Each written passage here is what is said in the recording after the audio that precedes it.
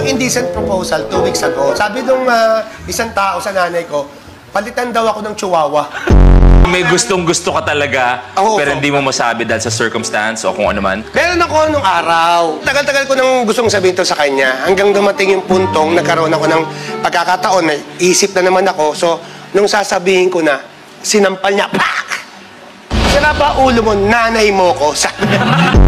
Kuya Yani, can you please define parallelism? Yung nai-stroke, tas di na makalakad. Ay, pero alam mo, at least siya, yung pag-shoot lang ng bola ang mali niya. Ito ang mali nito, nag-t-shirt saka nag-drop. Your singing challenge will be harder. If the process is quick, your singing challenge is easier. Kuya Yani, can you make your information a bit more concise? So what is concise? Ano ba ang pakialam ko dyan ngayon sila na Kayong mga soko, meron kayong gustong ipamana sa inyong kapwa soko nyo? Ang nanay ko, mana nanggal. Siguro ay pamamana ko lang kay Waki yung diabetes ko. Kaya alam ko yung mga bagay. Kasama ko doon si Oscar, si Bong, si Domingo. Si Oscar, kamusta na siya?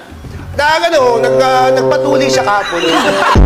Marunong tumempo sa sayaw. Si Tupe, yung anak ni Tita Nancy. Ano pinili ni Tupe? Kiki. Kiki. Kiki. Oh, Kiki. Nakita na siya ng kaldero doon. Tapos? Ayoko na.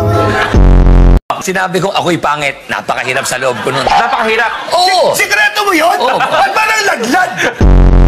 Or cotton dust, termed as bicynosis.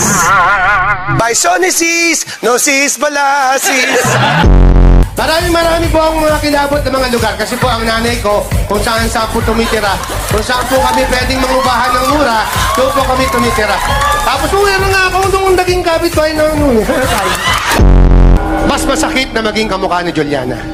Dahil nasaktan na ako nung nakita ko siya. Yung ba kayang maging kamukha ko siya? Si Empoy, okay nang maging kamukha ko kasi yung anak ko na isa, kamukha ni Empoy. Babae yun, ha?